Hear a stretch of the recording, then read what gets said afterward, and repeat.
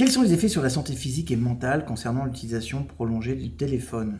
Je viens de lire une étude expliquant que nous passons en moyenne 4 heures sur notre téléphone par jour. Les plus jeunes peuvent facilement doubler ce temps. Si je prends la moyenne de 4 heures par jour, à la fin de l'année, ça fait 60 jours, 2 mois. 2 mois d'utilisation. N'est-ce pas effrayant? C'est absolument flippant. C'est absolument flippant. Alors, d'abord, il y a plusieurs choses qui sont des choses, on pourrait parler des causes biologiques. Moi, j'avais lu des études sur l'impact des ondes sur le cerveau qui ont été faites par des Italiens. Ok, franchement, je l'ai eu en dessous comme ça parce que je collaborais sur un pôle de recherche avec un groupe d'Italiens et le hasard a fait que celui qui coordonnait les travaux de recherche avait eu ça comme demande d'étude. Et en fait, c'est une étude qui avait été demandée par des opérateurs italiens et l'étude n'a jamais été publiée. Okay, mais il était évident qu'à l'époque, on parlait de deux choses. D'abord, la nuisance vibratoire que ça pouvait avoir sur le système cellulaire et particulièrement sur le système neuronal. Et ensuite, que les téléphones proches de l'oreille, parfois peut augmenter la température de la matière grise jusqu'à 2 degrés quand vous avez un téléphone à l'oreille. D'accord ? Donc déjà au niveau biologique, c'est pas bon.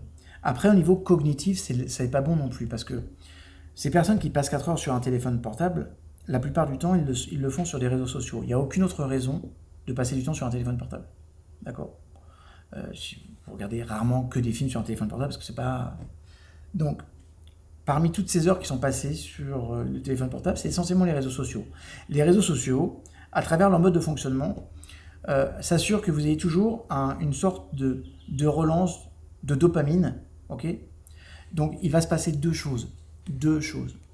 D'abord, quand on utilise ce vecteur de volonté, et on va utiliser deux choses, majoritairement parlant, le cortex préfrontal, et l'hypothalamus qui va avec, en association, notamment spécialement par rapport aux réseaux sociaux. Et ça veut dire que quand on a une suractivité de notre cortex préfrontal, c'est comme si on grillait la nature, de l'énergie de volonté.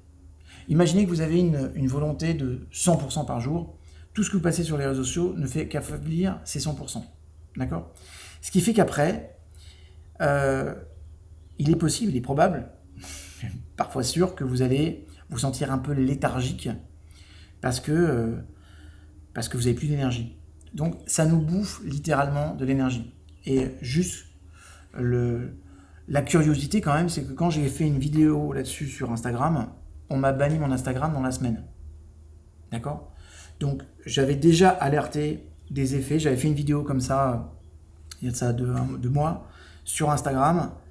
Le lendemain, je le fais le soir, le lendemain matin, mon Instagram a disparu. Je trouve ça profondément bizarre.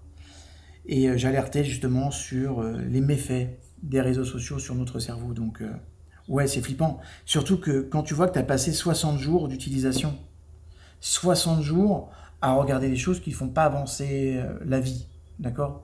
Si tu avais mis ces 60 jours, vous savez qu'en 60 jours, ce que vous pouvez devenir en tant qu'expert, au niveau sportif, au niveau intellectuel, dans n'importe quel domaine, mettez 60 jours d'affilée de concentration sur quelque chose, parce qu'on est concentré sur ces trucs-là. Et vous pouvez aisément devenir un expert extrêmement rapidement.